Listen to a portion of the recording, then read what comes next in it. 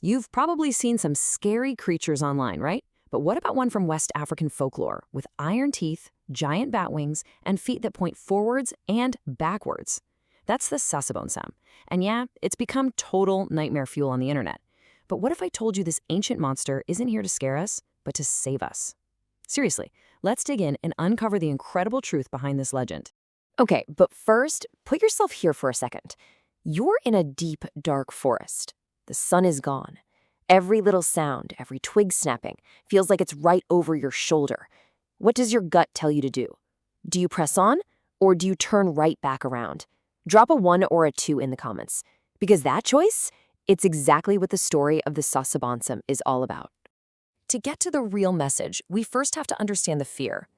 The stories of the Sasabonsam, told by the Akan people in Ghana, they are absolutely designed to make you think twice about wandering into the woods after dark. And, as you'll see, for a very, very good reason. Now, this is what's so cool. The details are incredibly specific. This isn't just some monster lurking in the shadows. It's a fully fleshed-out nightmare. We're talking teeth made of iron for tearing, eyes bloodshot and piercing that see everything, and these enormous 20-foot bat-like wings. Oh, and get this.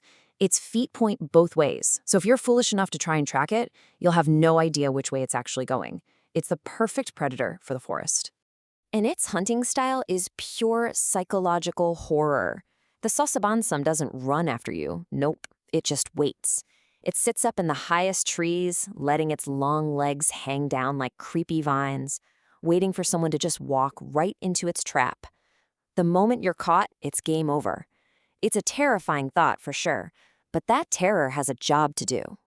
And here's the big twist we've been building to. The Sasabonsam isn't just a monster. It's a warning, a message that's been passed down for centuries. And its real meaning goes way beyond a simple scary story. In fact, it's something that we, today, really need to hear.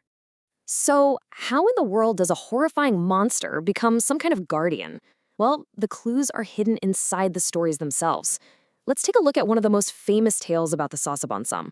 It shows that this creature was actually a tool for teaching lessons and holding a community together. It's not about chaos, it's about consequences. This is the tragic story of a young orphan named Abena. She gets lost and finally makes it home after dark, but she's not alone. The Sasabonsam is with her. The monster tells her, if your guardians don't open this door, I'm going to eat you. So she bangs on the door, she sings, she begs to be let in, but they refuse.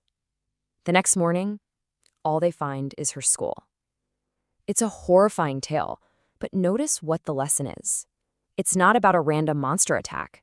It's about a community's duty to look after its own. And that right there is the key. The story isn't really about the monster in the woods. It's about the locked door at home. The Sasabonsam is just the terrible price for a community that fails its most vulnerable. The tale literally ends with a warning to all step-parents to treat their children with kindness. It's using horror to enforce a social good. But believe it or not, there's a layer that's even deeper than this. Okay, before I spill the beans on the biggest secret, I want you to take a guess. Where does the real power of the story come from? Is it about a restless ghost? Some kind of forbidden magic? Or is it something tied directly to the physical world, to the forest itself? Go on, lock in your answer. All right. You ready? If you picked C, you were absolutely right, because the Sasabonsam's greatest secret isn't that it's a moral enforcer. It's that it's a guardian for the entire ecosystem. Just look at this breakdown. It's brilliant. On the left, you have the myth we all know, the monster that kills hunters, the evil spirit. But now look at the right, the ecological purpose. That monster that kills hunters, it's actually a way to stop poachers and illegal logging. That evil spirit, it protects sacred groves and biodiversity. The tarot that keeps you from wandering, it enforces using the forest's resources sustainably. This isn't a monster. It's a protector in disguise. And these aren't just vague ideas. The myth lays out specific conservation rules. The Sasabonsam is said to live in massive, economically important trees, basically making them untouchable. The fear it creates enforces taboo days, where no one can enter the forest, giving it time to heal. It keeps people out at night, which protects nocturnal animals.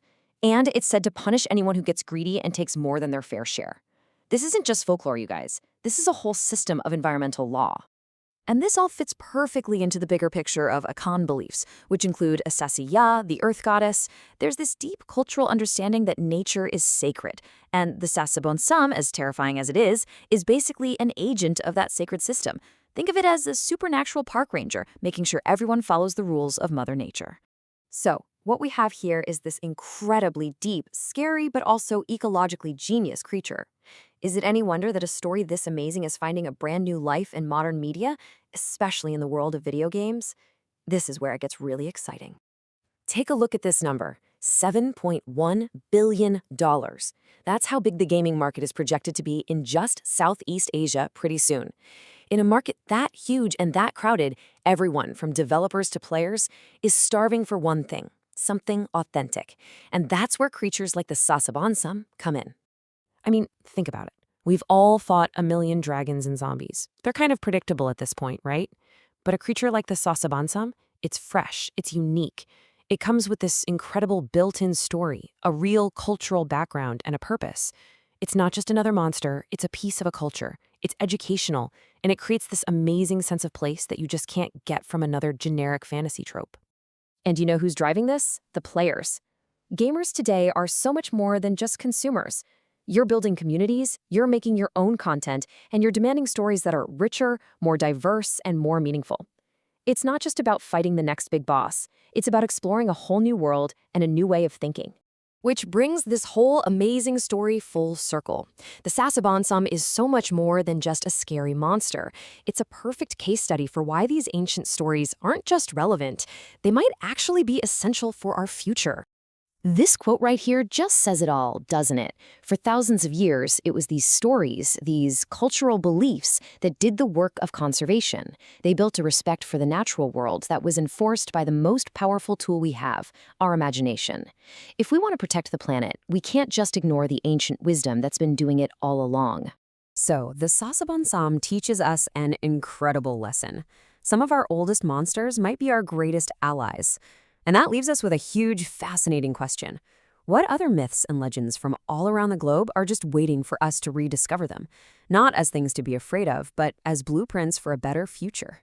The story of the Sasabonsam is such a powerful reminder that behind the things that scare us, there's often a much deeper truth waiting. If you loved peeling back the layers of this ancient myth, do me a favor and save this explainer. And make sure to follow for more stories that'll make you rethink everything you thought you knew. Thanks for watching.